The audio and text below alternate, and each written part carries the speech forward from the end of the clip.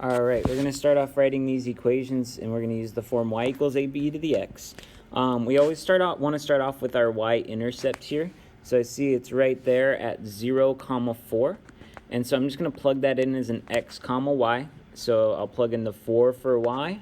I don't know a or b yet, but I have a 0 for x. Now I know that anything to the 0 power is just 1, so I can change that. And so I know that a times 1 is just a, so a equals 4. The next thing I need is another point. And so I try to find an integer here. I see one right there at 1, 8. So I'm going to use that for my next point. So now what I can do is now I'm going to plug that in again for x and y. But now I know that a is 4, so I'm going to plug that in as well. So on this next step, the only thing I don't know is b, and that's what I'm trying to find. So if I want to solve this, I have my 4 multiplying by b, so I need to divide it over. And b to the first power is just b, so I would say that b equals 2. So then I can write this equation as 4 times 2 to the power of x. So now I plug in my a and b, but keep x and y as variables. All right, next up, same idea here. We want to write our equation in the form y equals ab to the x. And so I'm going to start off with my y-intercept, and so I see in this case it is right there as 0, 5. So I can start by doing, actually I'm going to plug in 5 equals, I don't know a or b, but I'll plug in the 0 right there. Now once again, this means that 5 equals a times 1, so really just a is 5. And now I need to use another point here. And I see my next point is right there. At 1, 10. So I'm going to use that one, and now I'm going to plug that in as x, y. But then I'm also going to plug in my a value of 5, and now I need to find b. So I'm going to divide both sides by 5, and I get b equals 2. Since it's the first power, I don't really need to get rid of that. So I could say y equals 5 times 2 to the power of x. All right, next up here, I know that anything to the 0 power is 1, so I can actually turn that whole top into 1. I see that the parentheses kind of only applied up here, so that whole thing I can turn into 1. So then I still have some stuff on the bottom that I need to take care of. The next thing I would do after that is I would move all of my negative exponents, which means I would make p to the 5th, m to the 3rd, and q to the 5th up top. And I'm going to keep q to the 2nd on bottom because it was already positive. Then I need to battle these q's out. And I see that the top is going to win that battle. They're going to win by 3, and so that's going to be up top. And there's really no denominator. Or if you want to think of it as a denominator of 1, that's okay too. All right, next up here, I have an exponential equation. I need to first make them have the same base. And so I'm going to do that first. I'm going to make these both have a base of 2. So I can't really do 4 as a base or 8 as a base of 4, so I need to change them both to 2. So I know that 8 is 2 to the 3rd and 4 is 2 squared. And then I need to keep these exponents on the outside. And so now I need to multiply my exponents. So this one's going to be 9x. And then this one needs to distribute as 6 minus 4x. Once I have the bases the same, my next step is to drop the bases. And so then I'm going to set the exponents equal. And then I'm going to isolate x. So in this case, I'm going to add 4x over here. So 13x equals 6. And then I'll divide both sides by 13. So x equals 6 over 13. All right, now I'm going to write some more equations here in the form y equals ab to the x. We're once again going to start with the y-intercept, which will be 0, 2 in this case. It's right there. So I know that then 2 equals a times b to the power of 0. And so I know 2 equals a times 1. And so a just equals 2.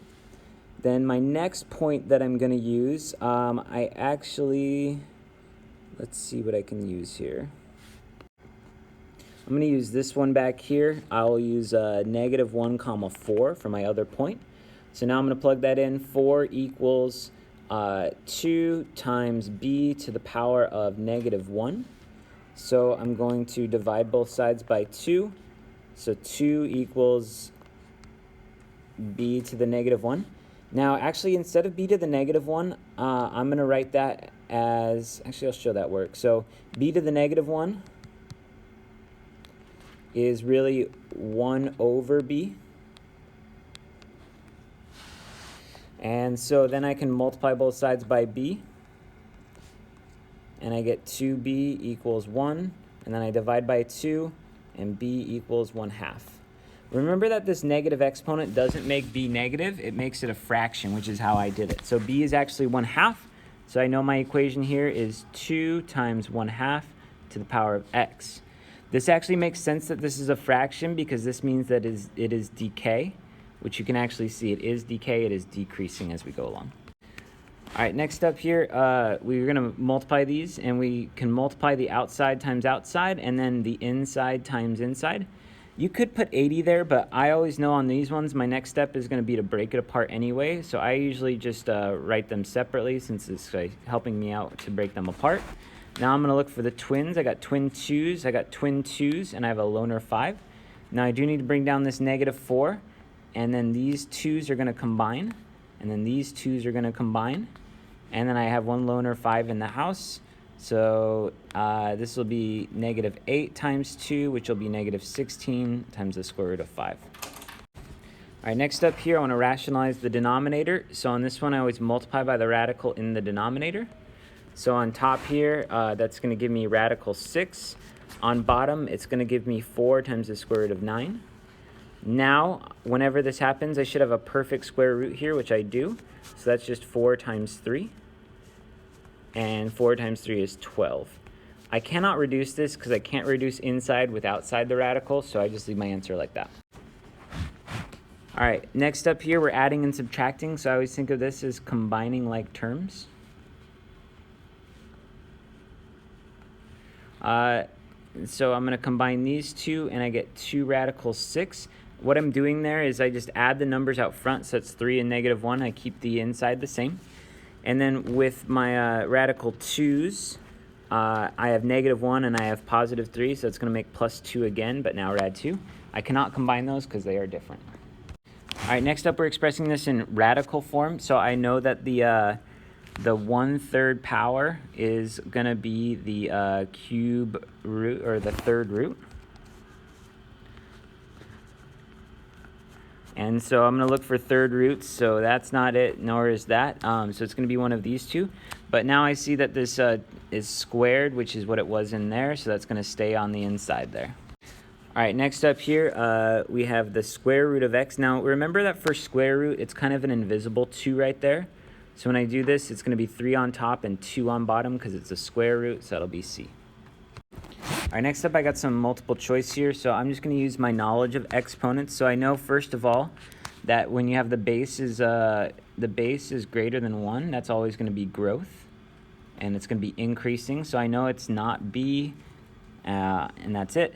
And then this plus 2 out back I know is shift up 2, which means the asymptote where it flattens out should be y equals 2. So I see this asymptote on option A is at 0, and so that's not it. This asymptote on C is at -2, so that's not it either. But on D, you could see it flattens